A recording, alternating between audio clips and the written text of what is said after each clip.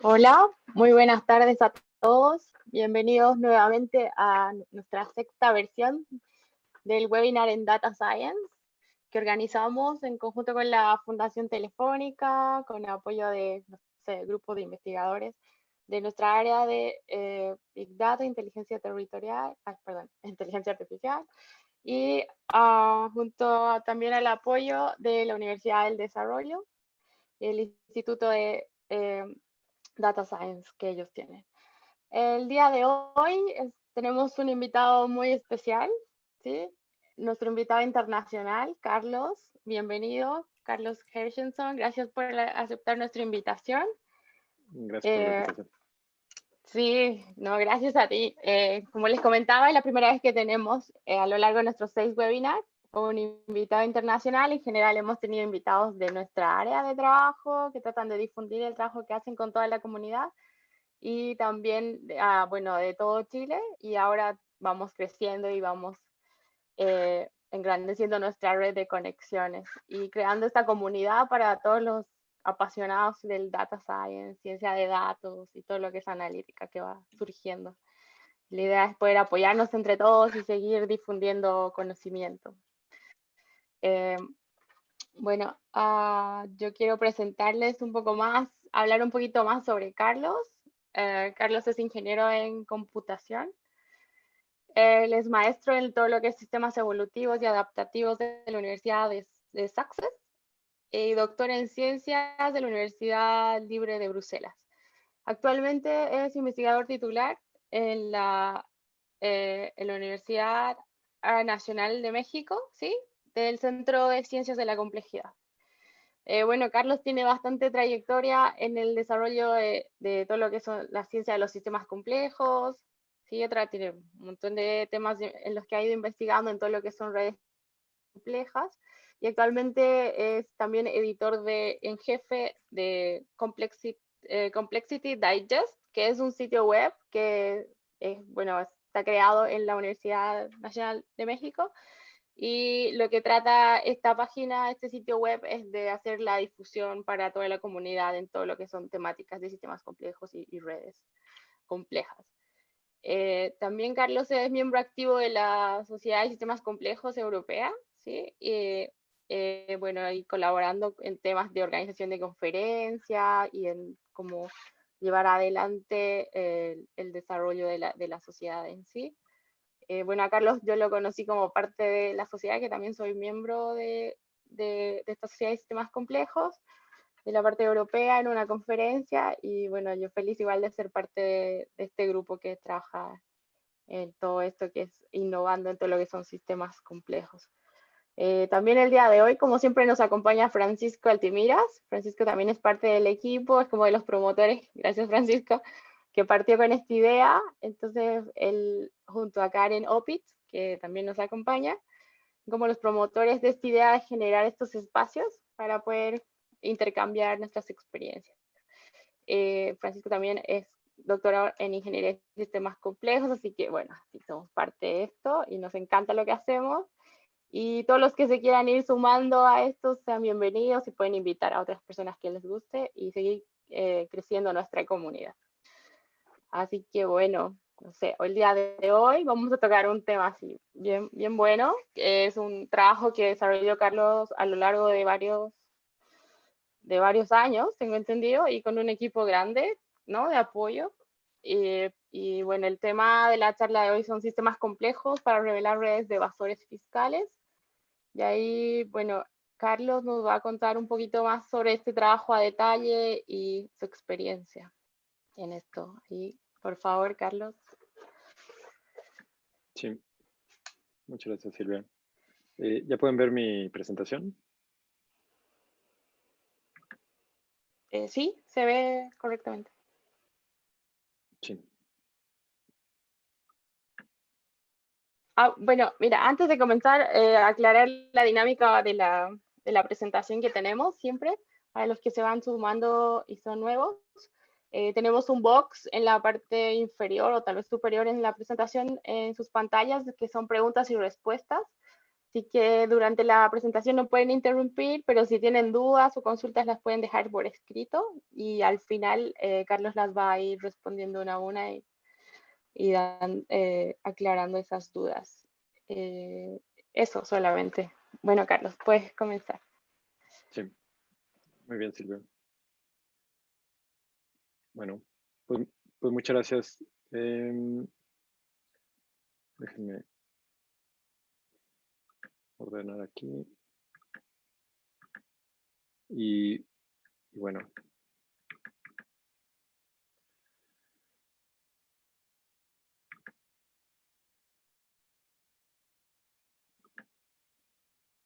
Bueno, pues gracias por la invitación. Les voy a platicar sobre un trabajo que realizamos el año pasado con varios colegas.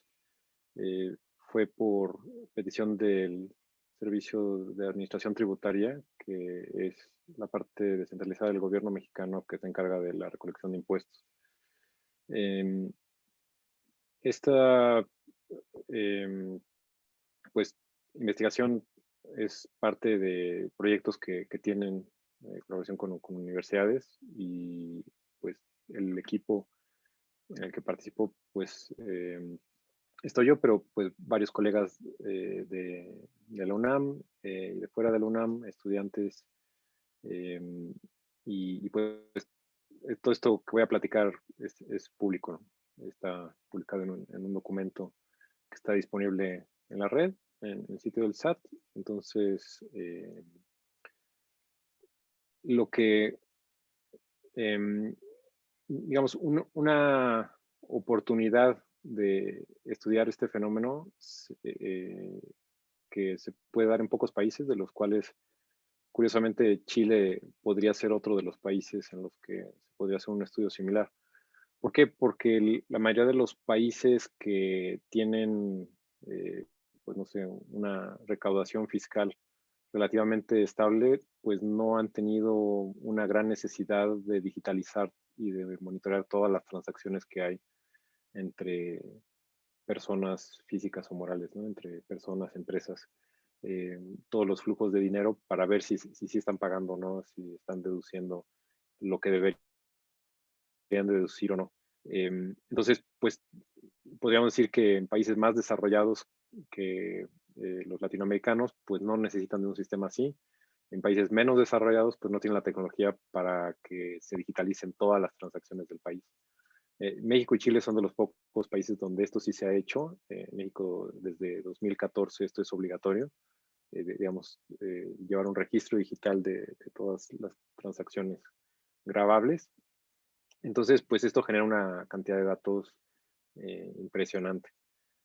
Y pues esto es obviamente una oportunidad de explotar estos datos para hacer distintos estudios, pero pues también un reto porque pues no es algo trivial pues manejar estas cantidades de datos. Ahorita vamos a ver de qué tamaño son.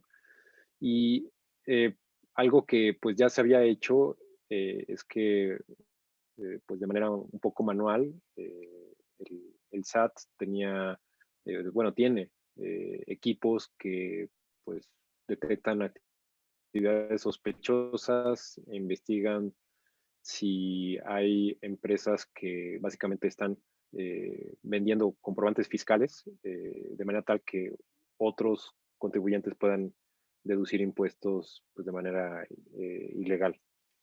Entonces, se conocen como EFOS a las empresas que facturan operaciones simuladas y EDOS a las empresas que deducen operaciones simuladas.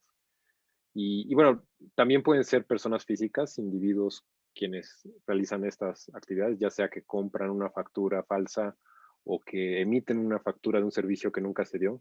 Y hay toda una organización de, podríamos llamarlo redes de evasión fiscal, donde se tratan de pues, evadir grandes cantidades de dinero, pues aprovechando ciertas peculiaridades del sistema fiscal. Entonces, pues el objetivo del proyecto pues era tratar de detectar un mayor número de EFOS. Entonces, algunas de las características de estos EFOS es que pues son empresas que tienen bueno, se acaban de crear y tienen tal vez 4 empleados, pero están facturando miles de millones de pesos al año, ¿no? Y tienen patrones de facturación irregulares. Entonces, pues había cosas que en el SAT nos contaron, pues hemos detectado esto, pero pues no habían hecho un estudio sistemático que pudimos explorar qué patrones pues, sugerían más o eran más confiables para detectar otros evasores que ellos no habían detectado. Em, entonces, em, básicamente queríamos detectar evasión fiscal en este tipo de operaciones, individuos o empresas que compran facturas para deducir impuestos, pero estas no están ligadas a un producto, a una actividad, a un servicio real. Y para esto usamos algoritmos de inteligencia artificial y también análisis estadístico de ciencia de redes. Ahorita les voy a platicar un poco más de qué trata esto. Y, y pues bueno, también la intención era poder proponer estrategias para tratar de reducir la evasión fiscal en general. Em, y bueno, el marco legal que es base para esto es que, pues por ley, las empresas tienen que declarar sus actividades económicas y esto es a través del sistema del SAT, entonces pues esto deja un rastro digital.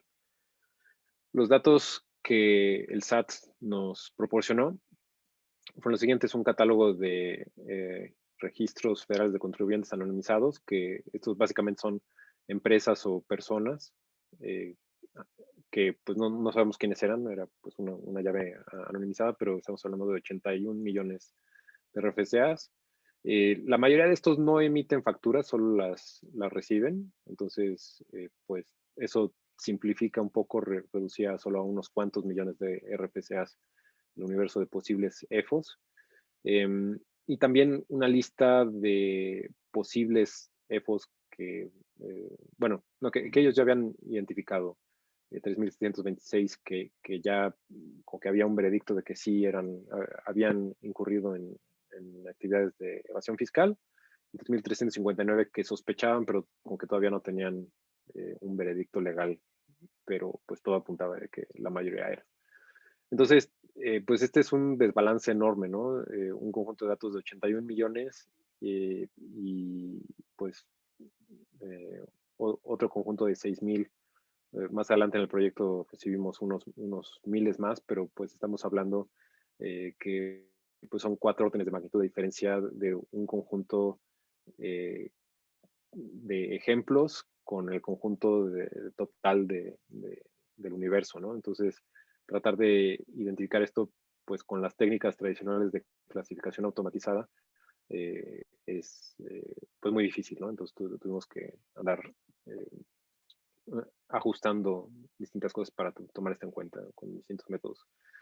Y bueno, tampoco teníamos información de todas las transacciones, pero sí un nivel de detalle sobre interacciones mensuales. Entonces, para cada mes, si hubo facturación entre dos RFCAs, digamos, supongamos que hay dos empresas y tuvieron distintas interacciones, sabemos cada mes cuál fue el monto de esas interacciones y cuántas facturas se emitieron entre ellas. No sabemos exactamente cuáles facturas, primero porque serían muchos más datos y segundo porque esta información podría ayudar a detectar algunos de estos RFCAs, entonces también para tratar de preservar la anonimidad de los contribuyentes. Entonces, pues estaban agregados de manera mensual, esto nos da 48 rodajas de tiempo, porque fueron 4 años, de 2015 a 2008, y un total de casi 7,000 millones de interacciones. Entonces, esto se puede representar como una red, donde los nodos son los RFCAs, los contribuyentes, y las ligas, pues las ligas dirigidas, las facturas. Entonces, no solo eso, sino que podemos construir una red multicapa donde cada mes es una capa, o de hecho en algunos casos hicimos capas anuales, entonces agregamos las interacciones de todo un año y esto nos daba 4 capas anuales. Y entonces esto nos permite ver cómo va evolucionando los patrones de interacción entre los distintos contribuyentes a través del tiempo. Esto, pues obviamente lo tuvimos que hacer en un clúster del Centro de Ciencias de la Complejidad, y aún así, pues estuvo sufriendo y tuvimos que andar ajustando los algoritmos para eh, que pudiéramos obtener resultados en tiempo, pues, decente. Eh, Cada factura, que es un comprobante fiscal digital por Internet, CFDIs, tiene todos estos datos, entonces son un montón de variables categóricas, y pues estas las usamos simplemente para entrenar algunos métodos de clasificación. Ahorita les voy a platicar cuáles, pero es básicamente cada factura, que sería cada arista, tiene toda esta información. Los principales, pues obviamente es de cuál es el emisor, cuál es el receptor de la factura y el monto. Entonces, digamos, obviamente mientras mayor es el monto, pues es más importante si hubo evasión o no en esa transacción. Entonces, ya mencioné que podemos construir una red con esta información.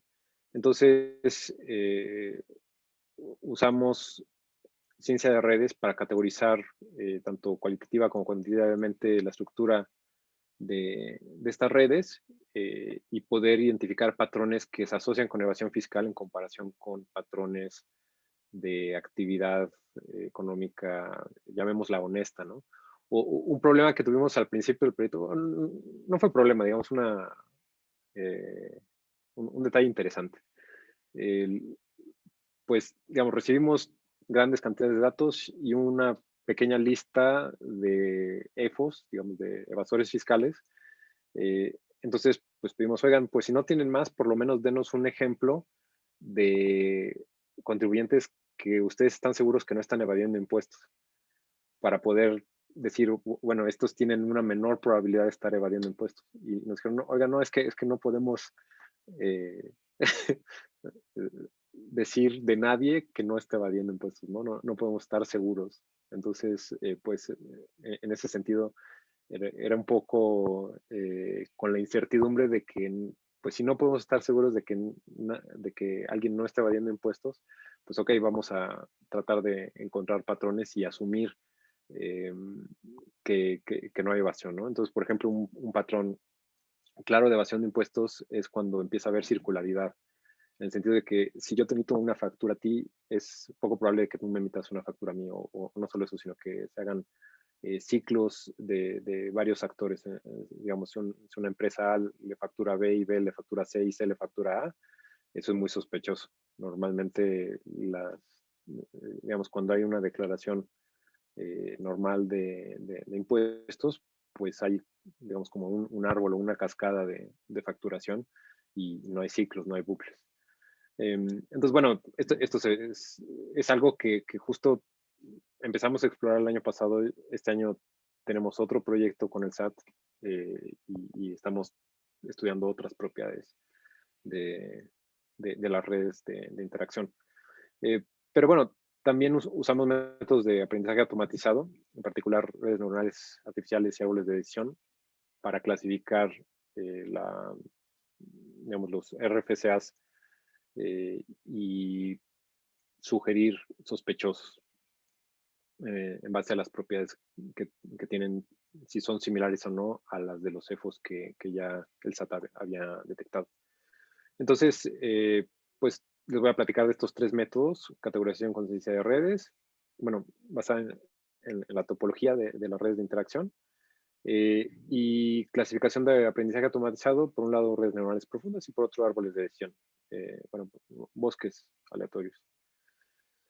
Entonces, pues la ciencia de redes es una herramienta muy útil en el estudio de los sistemas complejos, porque se pueden modelar los elementos de un sistema como nodos y sus interacciones como aristas, y pues se han aplicado y desarrollado en casi todas las disciplinas. Y pues construimos estas redes de interacciones de manera mensual, anual y global. Y entonces, estas las usamos para identificar patrones alrededor de los CEFOS, ¿no? Entonces, por ejemplo, aquí se ven un par de ejemplos de redes. Los rojos son EFOS y pues se ve que tienen actividad con otros contribuyentes que no han detectado, ¿no? Entonces, por ejemplo, un patrón que detectamos al principio fue que,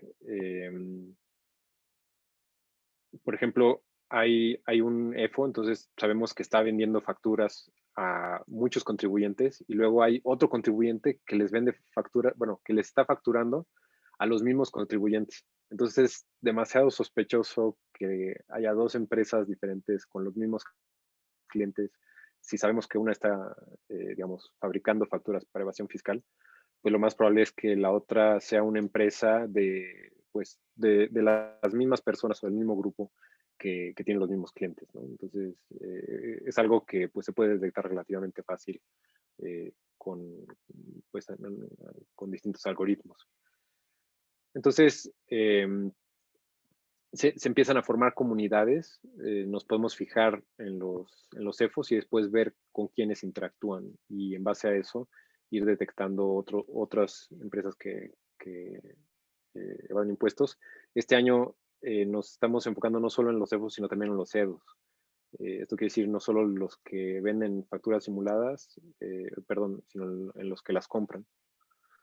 Que pues en principio no es tan difícil porque pues solo tienes que ir un paso más allá, pero digamos, tiene ahí sus detalles, ¿no? Pero supongamos que ya detectaste muchos CEFOS, pues ves a quién le están facturando y pues esos son sospechosos de que ahí hubo evasión fiscal. Entonces, pues hay distintas características que encontramos en las comunidades, hay unas que se mantienen en el tiempo, otros cambian, especialmente porque cuando detectan que una empresa está evadiendo impuestos, pues ya no puede seguir emitiendo facturas, ¿no? La sancionan, hay consecuencias legales y pues su actividad fiscal se detiene.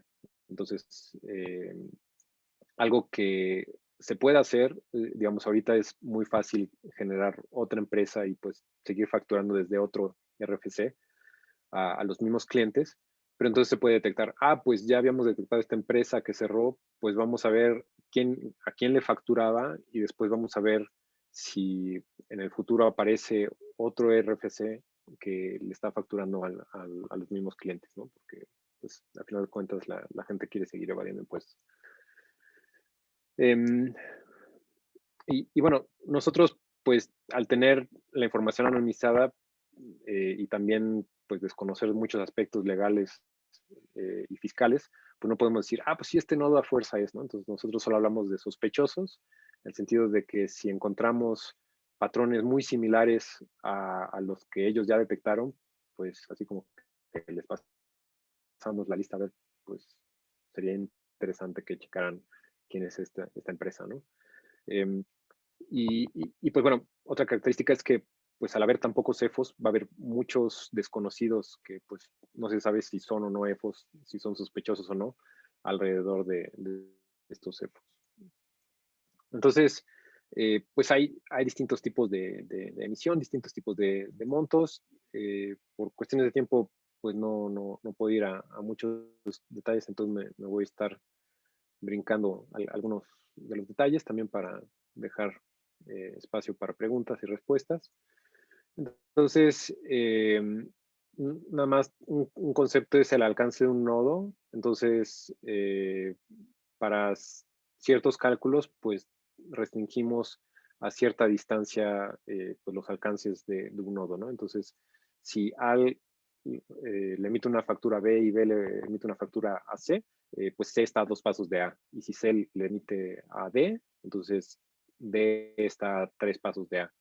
Entonces, pues esta es una manera de medir distancias, cuántas facturas separan a dos empresas. Y entonces, el alcance promedio es básicamente qué porcentaje de la red es accesible desde cualquier nodo en, en tantos pasos. Y algo que encontramos es que, pues bueno, esta es una red de mundo pequeño en el sentido de que en pocos pasos empezando de cualquier nodo, uno llega a casi cualquier otro nodo. Sin embargo, los CEFOs tienen un alcance ligeramente mayor que el resto de los nodos, bueno, que los desconocidos.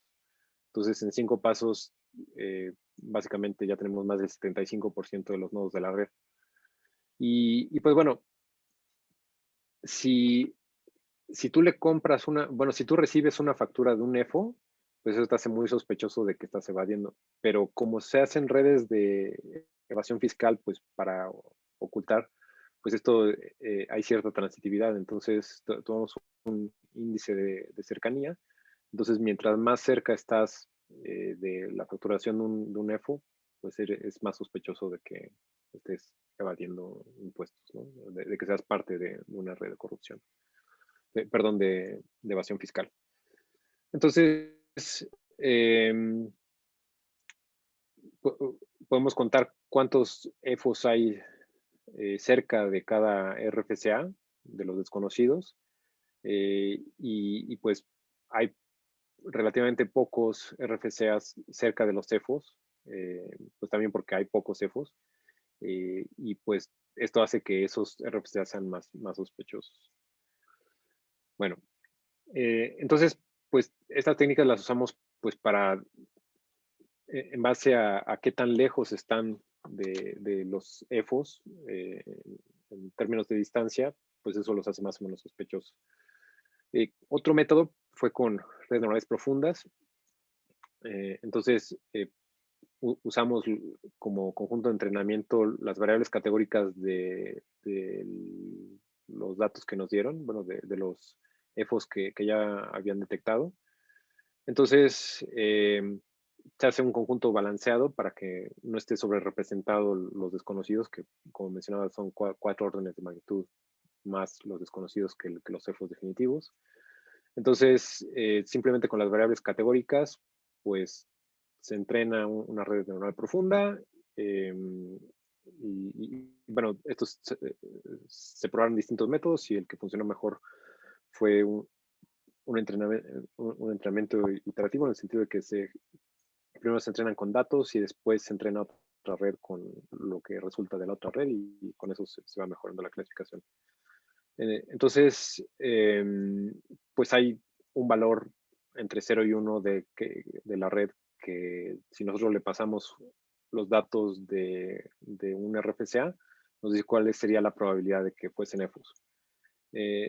Entonces, pues, digamos, se entrenó y pues la matriz de confusión fue pues, relativamente buena. Digamos, tal vez demasiados falsos negativos, también porque pues, había muchos en el conjunto de desconocidos, pero no hubo falsos positivos y pues de los datos del conjunto de prueba clasificó 94% de manera correcta, entonces pues, esto es algo muy bueno. Este año estamos explorando otro método que es todavía mejor, estamos obteniendo como el 98% de clasificación. Y bueno, entonces, pues podemos aplicar, bueno, pasar todos los RFCAs de los contribuyentes que tienen actividad, bueno, que emiten facturas de los millones de contribuyentes y pues cortar un umbral, no sé, creo que usamos 0.8 de probabilidad de que sean EFOS y entonces pues esos como que los guardamos en una lista. Hubo un análisis de sensibilidad que pues es básicamente variar o perturbar una de las variables y ver si eso cambia la clasificación. Entonces eso nos dice que las variables monto subtotal activo, monto total activo, pues básicamente de cuánto se está facturando es de lo que determina más la probabilidad de que sea EFO o no. Entonces, esto pues también le sugiere al SAT qué variables deberían de fijarse más para tratar de detectar EFOS, ¿no? En todo esto, pues hay excepciones, ¿no? Lo que se están aprendiendo, son patrones estadísticos y esto no quiere decir que siempre, que nunca se equivoque. El otro algoritmo de clasificación de aprendizaje automatizado es bosque aleatorio. Entonces, es un conjunto de árboles de decisión. Un bosque de decisión se compone de árboles de decisión que se generan de manera aleatoria para tratar de clasificar datos, y después hay un consenso entre los árboles que nos dan la clasificación final. Entonces, pues hace un proceso similar, se entrena con datos que recibimos, se hace una muestra balanceada y pues se evalúa el desempeño. Ahorita me salto los detalles. Entonces, básicamente, las redes neurales profundas, pues nos dijeron, estos 150,000 RFCAs son sospechosos de que están evadiendo fiscal, están evadiendo impuestos simplemente por sus propiedades. Bosque Aleatorio nos dio otra lista de 128,000 y 43,000 estuvieron en las dos. Entonces, si hay dos métodos que están diciendo que hay una alta probabilidad de que sea EFOS, pues esto pues, nos sugiere que son todavía más sospechosos. Y después lo que hicimos es que de esos 43,000, pues nos fijamos en los que estaban a una distancia cercana, basándonos en ciencia de redes, a los EFOS ya definitivos, ¿no? Entonces eso los hace todavía más probables de que sean EFOS, ¿no? O sea, si hay dos métodos de aprendizaje automatizado que dicen, oye, tú te pareces mucho a un EFO, a una EFOS, y además estás cerca de su red de interacción, pues lo más probable es que seas EFOS, ¿no? Entonces, pues hicimos un ranking, y pues ese ranking también lo pondremos por los montos facturados anuales, ¿no? Digamos, al SAT le cuesta casi el mismo trabajo auditar a una empresa que está facturando, no sé, cientos de miles de millones de pesos. Bueno, si son muchísimas facturas, obviamente les cuesta más trabajo, pero digamos, no es muy redituable dedicarle pues un equipo de investigación ilegal para procesar y pedir que paguen a empresas que pues están evadiendo pues miles de pesos al mes nada más, ¿no? Entonces, pues priorizan en los peces grandes. Entonces, pues encontramos que hay una distribución de los valores de facturación alrededor de 10 a la 5 pesos, que son pues 100,000 pesos. Entonces, pues al parecer estos montos son los que pues los clasificadores detectaron pues más relevantes. Y pues otros comportamientos que detectamos, bueno, también, digamos, hay muchas facturas de montos pequeños y pocas facturas de montos grandes. Y también eh, algo importante del conjunto de datos es que la mayoría de los CEFOs definitivos que nos dieron tuvieron actividad en los primeros años y después ya no fueron activos porque los detectaron y dejaron de facturar. Entonces, de 2018 teníamos relativamente pocos EFOs definitivos, pero nuestros sospechosos, pues, de hecho, aumentaban ligeramente. Bueno, la mayoría se encuentran en los estados de mayor actividad económica, lo cual es normal. Digamos, no se sugiere que haya estados donde haya mayor evasión fiscal. Es proporcional a la actividad económica, digamos, donde hay más empresas, hay más, o sea, es proporcional. Lo que encontramos es más o menos hay el mismo porcentaje de evasión fiscal en todo el país, no encontramos mucha diferencia. Digamos, sí hay unos que salen arriba que otros, pero no es algo como decir, pues vayan no sé, a Veracruz y ahí van a encontrar un nido de evasores y en Oaxaca nadie evade, ¿no? Está por todo el país y, digamos, no es la mayoría de los contribuyentes, pero sí es una práctica bastante común. Entonces, Otra característica es que muchas de estas empresas son de reciente creación, entonces, pues son empresas que se crean con el fin de evadir impuestos. Y también otras cosas que han detectado, que pues, digamos son datos a los cuales no tuvimos acceso, es que pues usan direcciones falsas. Entonces, a veces compran datos o a veces roban datos o a veces extorsionan a alguien para que dé sus datos de dirección. Entonces, pues dan direcciones donde, pues, si un agente del SAT va, pues ahí no hay ninguna empresa, ¿no? Eh, digamos, sí son direcciones que existen. No, es difícil, digo, es muy fácil generar una empresa, pero no es tan fácil como para inventar una dirección. Se necesita algún comprobante de domicilio, pero pues muchas veces ese comprobante de domicilio pues no corresponde a donde se está realizando la actividad evasora. Digo, porque también se da el caso de que hay empresas que tienen una actividad normal, no sé, por ejemplo, una empresa de la industria maderera o industria de la construcción y hace facturas y tiene clientes legales, pero también vende facturas, entonces tiene, pues es híbrida, ¿no? Entonces, algo que no es fácil para nosotros es calcular, bueno, cuál porcentaje de tus facturas es simulado y cuál porcentaje sí es pues de tu actividad normal.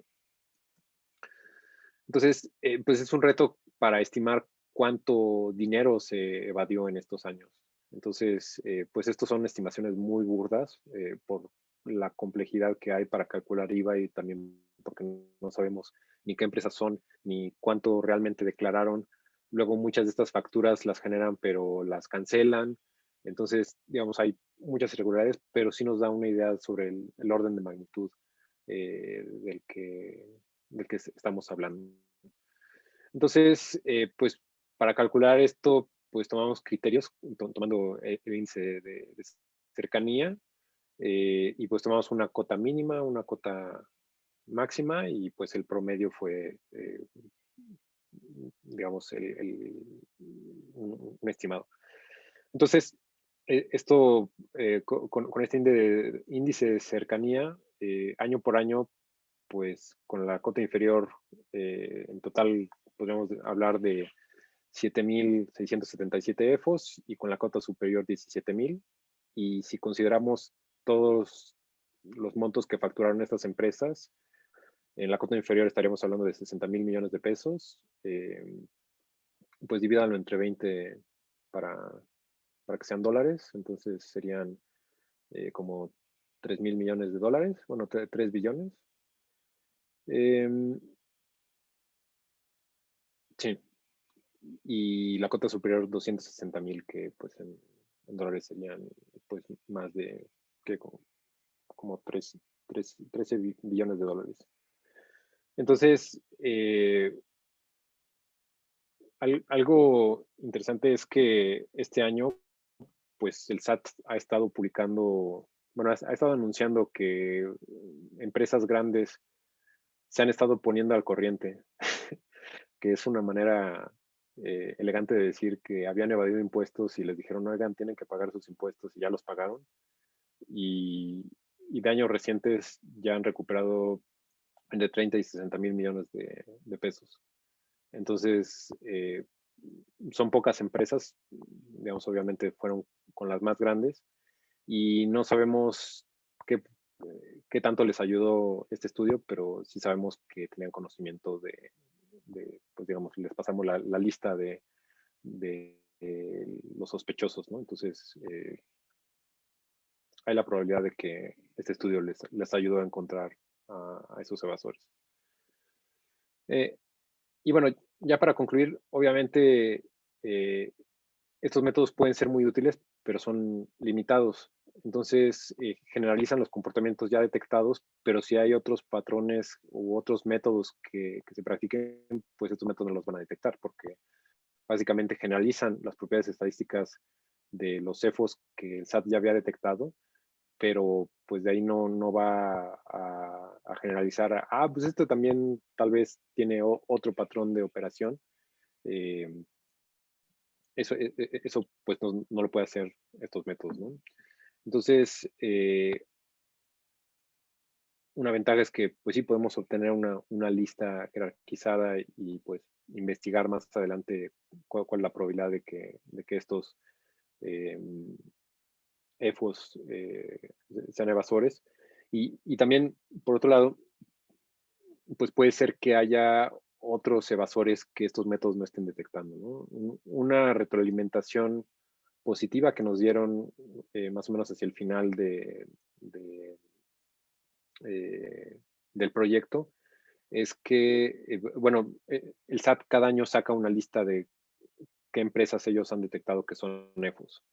Y de la lista que sacaron en 2019, como la mitad la habían detectado en nuestro método. Entonces, pues hubo otra mitad que ellos detectaron y nosotros no detectamos, y nosotros detectamos más que ellos no detectaron y no sabemos si sí evadieron o qué error tuvimos nosotros, ¿no? Pero por lo menos, pues la mitad de los que ellos detectaron, nosotros también los detectamos. Eh, y bueno, también va a ser muy difícil terminar la evasión fiscal al 100%, pero sí, digamos, si existen estos métodos para detectar, pues va a ser más difícil que las empresas estén dispuestas a evadir, especialmente si hay consecuencias, ¿no? Pero también muchas veces la gente pues toma decisiones porque dice, ay, pues si la competencia está evadiendo, yo necesito competir con ellos, pues es fácil y no hay consecuencias, pues yo también lo voy a hacer. Pero si empiezan a ver, oiga, no, pues a mi compadre ya lo metieron a la cárcel porque anduvo evadiendo impuestos, pues yo mejor sí voy a pagar impuestos, ¿no? Esto también es un reto y pues con la situación económica actual y la pandemia y demás, digamos, la desaceleración económica, pues es muy complicado, ¿no? Porque si muchas empresas ya estaban operando al límite y además evadían impuestos y tú les dices, oye, no, pues ya tienes que pagar impuestos, entonces pues van a decir, oye, pero entonces voy a tener que aumentar mis precios, no sé, 15%, 30%, dependiendo de cuánto estaban evadiendo. Eh, y pues no necesariamente eso les va a mantener eh, en el mercado. Entonces, pues existe el riesgo de que pues haya empresas que simplemente no pueden aguantar pagar impuestos. No estoy diciendo, pues entonces vamos a darles chance y que sigan evadiendo impuestos, pero sí que, digamos, probablemente se requiera de un periodo de ajuste donde, pues, antes de que aumente la recaudación fiscal, pues hasta podría disminuir, especialmente si empiezan a quebrar muchas empresas, si es que no pueden mantener un modelo de negocio eh, sin evadir impuestos, ¿no? Lo cual, pues, suena muy conflictivo, pero así es. Eh, y bueno, también los montos que estimamos, pues, son eh, muy, digamos, no los consideren como números muy finales, son simplemente para darnos una idea del orden de magnitud. Em, y bueno, también emitimos distintas recomendaciones para el SAT, digamos, automatizar esto, realizar otros estudios, em, implementar distintos mecanismos, hacer más difícil que se generen empresas nuevas, más difícil que se cancelen facturas, algunas cosas que pues ellos ya están haciendo, otras que están en proceso, otras son más difíciles de implementar. Eh,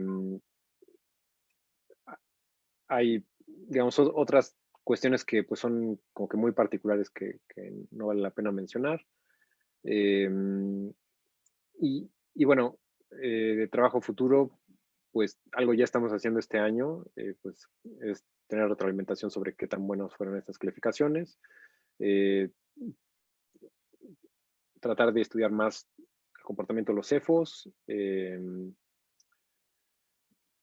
hacer una mejor priorización de los sospechosos y también extender este estudio a otro tipo de impuestos, que eso también lo estamos haciendo. Bueno, en México, con varios países, hay distintos impuestos. Este estudio fue enfocado al impuesto al valor agregado, pero ahora también estamos considerando el impuesto sobre la renta y hay otros impuestos que todavía no estudiamos, pero digamos simplemente porque no contribuyen tanto al erario, entonces si hay bueno, es más importante estudiar la evasión en lo que tenga más impacto.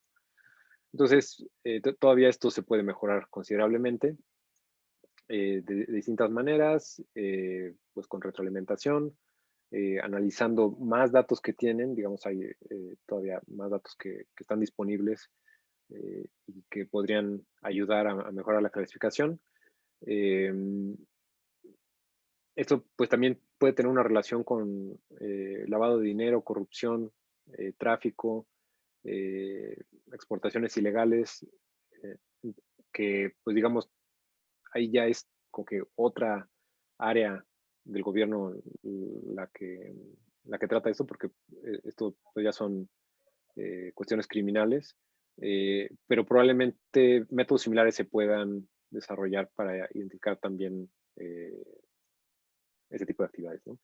Eh, Podríamos decir también que una buena parte del gobierno pues sabe dónde están esas actividades criminales y no necesitan aprendizaje automatizado que les diga dónde están, pero simplemente no tienen los mecanismos para detener esas actividades criminales, ¿no? Otra cosa que estamos haciendo es estudiar motifs alrededor de los CEFOS, digamos qué patrones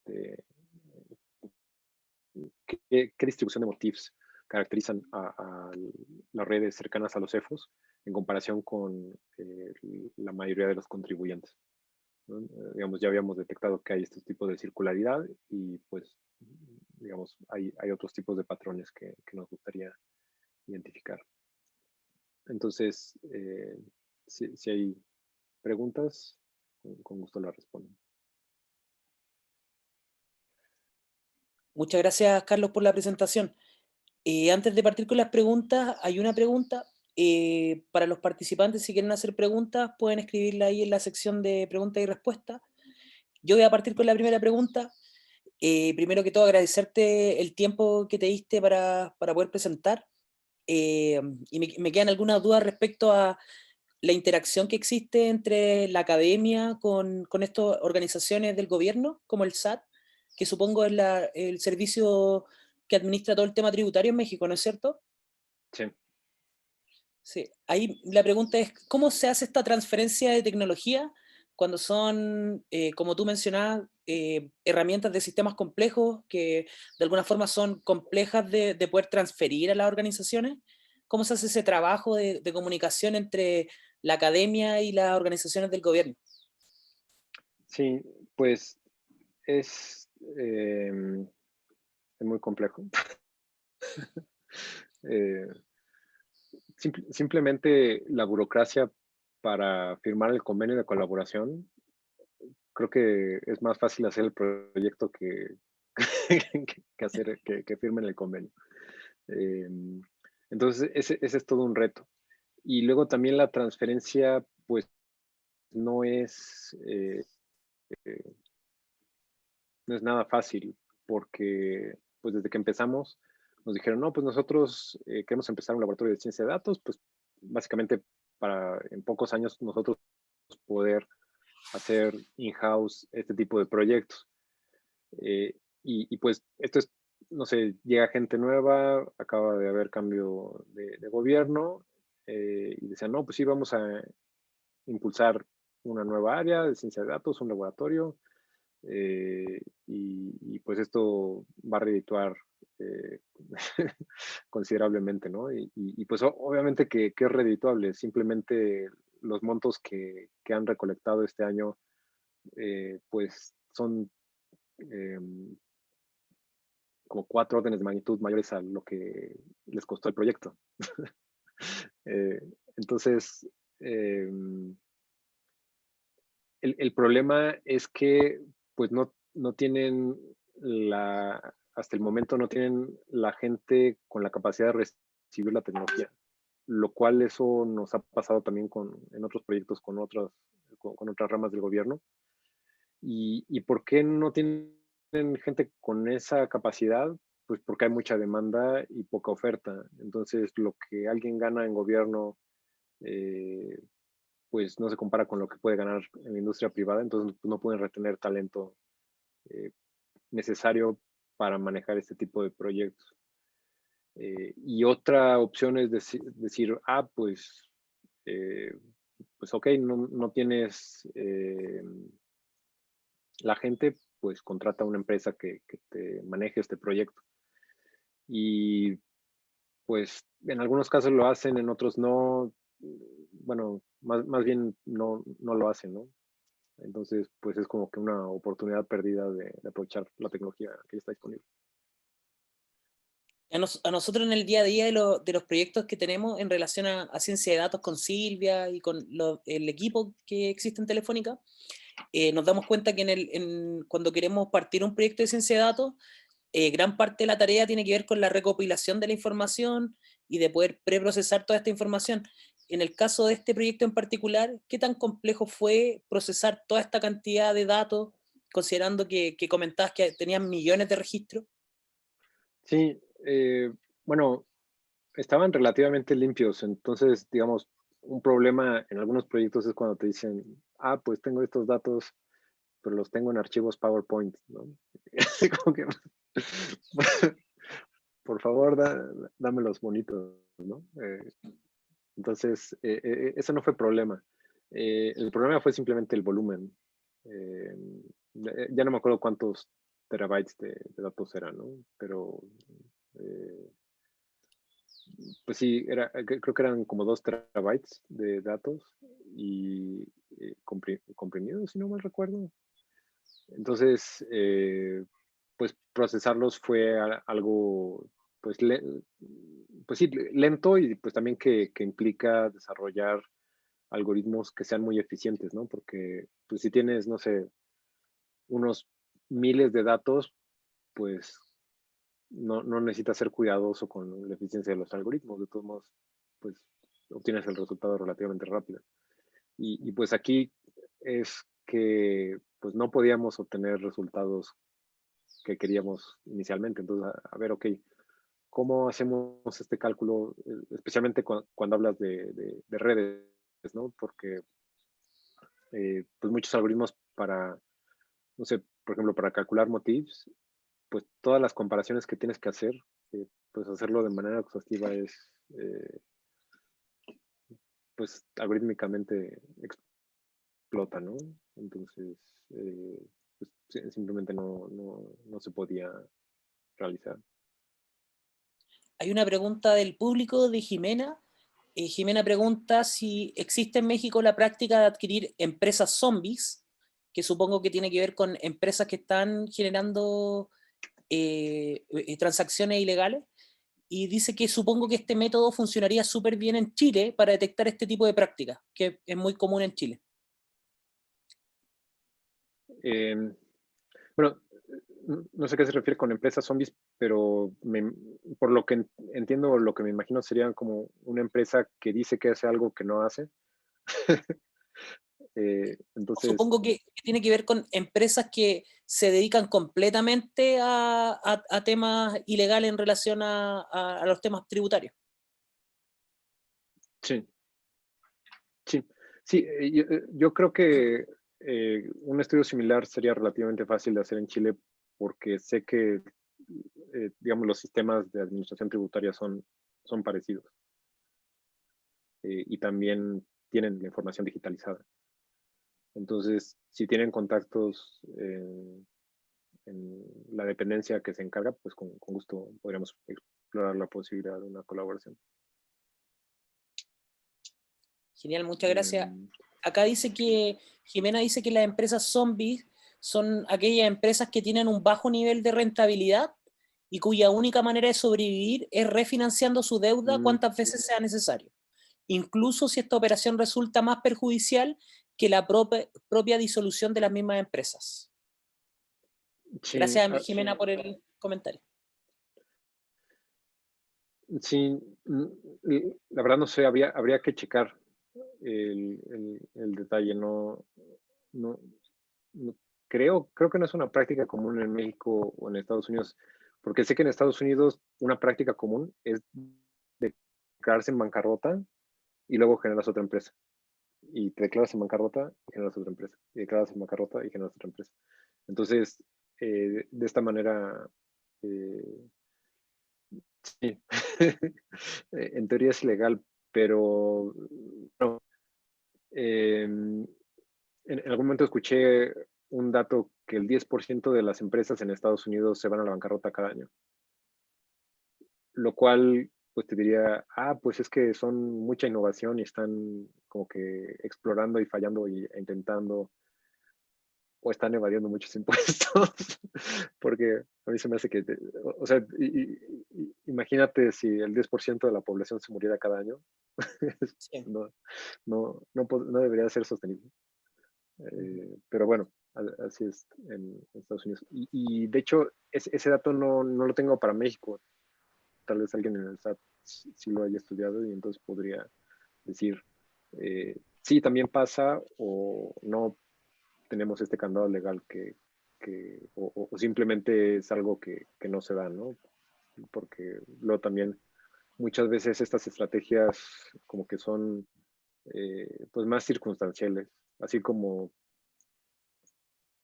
no sé, por ejemplo, en México casi no hay motos en las calles, cuando por la cantidad de tráfico que hay, uno podría pensar que debería haber muchas más motos, pero no hay porque se consideran inseguras. Y bueno, sí son muy inseguras, ¿no? Pero digamos en Colombia, Venezuela hay muchas más motos, y lo mismo en países asiáticos. Entonces, como que no hay una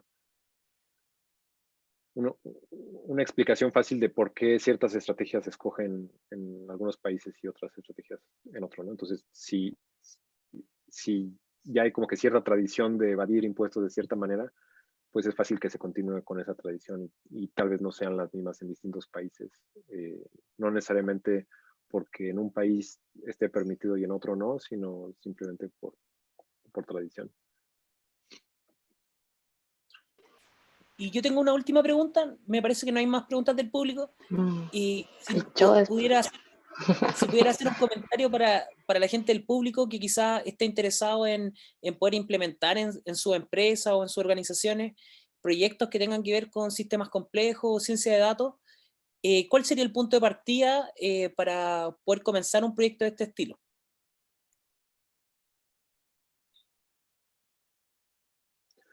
Sí, pues digo, tal vez no todas las empresas necesiten tener un proyecto involucrando sistemas complejos.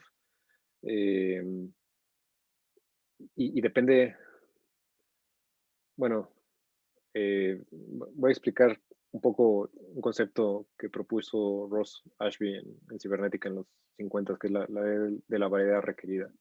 Y esto me va a ayudar a responder la pregunta. Entonces, la ley de la variedad requerida nos dice que un controlador eficiente necesita tener por lo menos la misma variedad que lo que está tratando de controlar. Entonces, por variedad podemos entender simplemente el número de estados que un sistema va a tener. Entonces, si tenemos una empresa, pues la podemos ver como un controlador o digamos, un sistema que está tratando de enfrentar a su entorno y pues va a enfrentar una variedad de situaciones. Entonces, el número de situaciones se va a enfrentar que pues estas involucran condiciones del mercado, con sus clientes, con sus proveedores, distintos ciclos anuales, fases de producción, de desarrollo y demás. Entonces, pues va a haber empresas que requieren una complejidad mayor que otras. Entonces, pues una empresa que tiene sus tareas bien definidas y tiene bueno, estas tareas, sus combinaciones son relativamente bajas, pues entonces como que no requiere de una alta variedad y pues digamos con las herramientas que existen, pues se puede manejar bien esta empresa. ¿Qué es lo que sucede cuando una empresa se encuentra en un entorno muy variable? Esto quiere decir, esta variedad puede venir de dos lugares, ¿no? Una simplemente que que se enfrenta a muchas situaciones distintas y otra es que se enfrenta a cambios que no puede predecir. Entonces, la empresa requiere una variedad mayor y básicamente, pues digamos en cibernética, como que las soluciones a este problema, una es disminuir la variedad de lo que está tratando de controlar, pero pues una empresa no puede controlar su entorno fácilmente. Y la otra pues es aumentar la variedad del controlador. Entonces, para aumentar la variedad del controlador, necesitas poder procesar más información. Bueno, primero capturar más información, ¿no? Entonces, pues esto podríamos decirlo que son sensores. ¿Por qué? Porque necesitas distinguir en qué estado estás, en qué situación estás, de todos los estados posibles, en dónde estás. Y ya que sabes eso, pues necesitas algoritmos que te permitan decidir cuál es la mejor acción a tomar. Y después necesitas mecanismos de acción, pues, para implementar esa acción, ¿no? O sea, es percibir información, que pues esto es básicamente tener datos. Después encontrarle sentido a esos datos, que pues sería un proceso en el que tomas decisiones.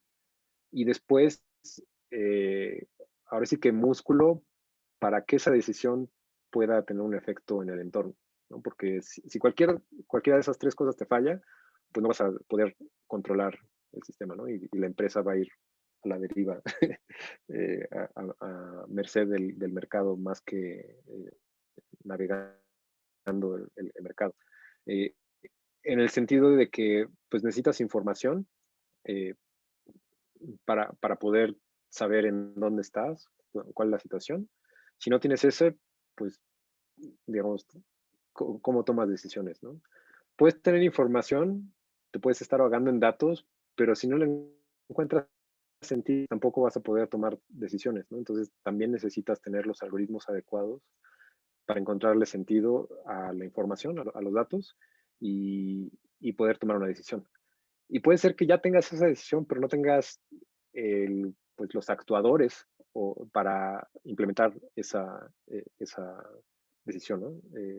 Y si no tienes eso, pues tampoco vas a poder implementarlo, ¿no? Que, no sé, supongamos que tenemos una pequeña empresa y hacemos un análisis de datos y llegamos a la conclusión de que pues hay que transformar así, así, pero si no hay los recursos para hacer esa transformación, pues entonces digamos, no vamos a poder resolver la situación, ¿no? Entonces, pues es más o menos una respuesta muy rápida, pero se podría extender a otra plática. Claro. Carlos, yo tengo una consulta porque a mí me llamaba harto la atención el gran desbalanceo que tenía la muestra que ustedes han trabajado, que, o sea, tenías muy, Sí. Sí, a comparación de todo lo que tenías que analizar, los evasores eran muy poquititos.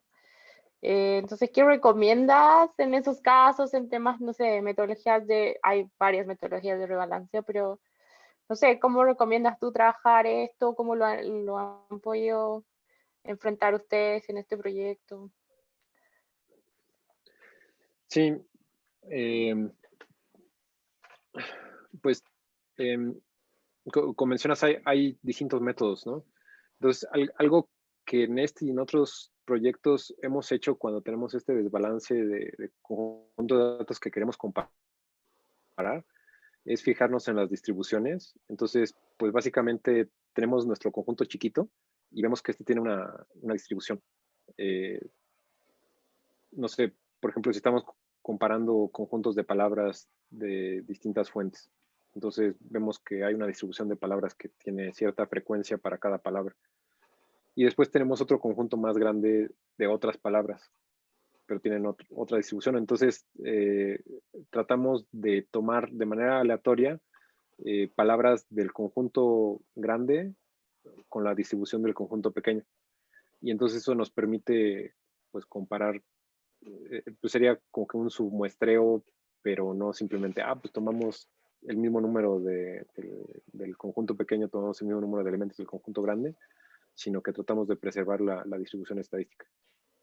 Y pues eso, pues es algo que se usa en la comunidad. cotidianamente.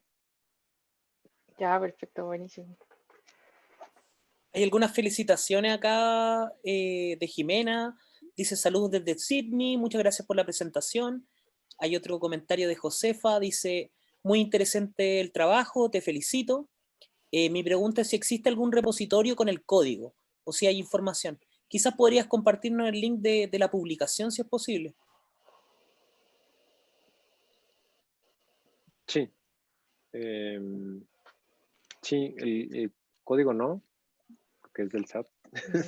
Claro. Pero el reporte sí.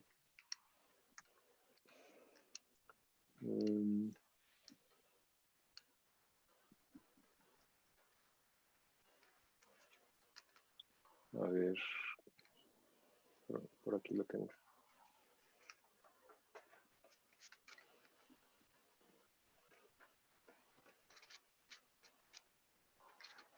Ahorita lo pongo aquí en el chat.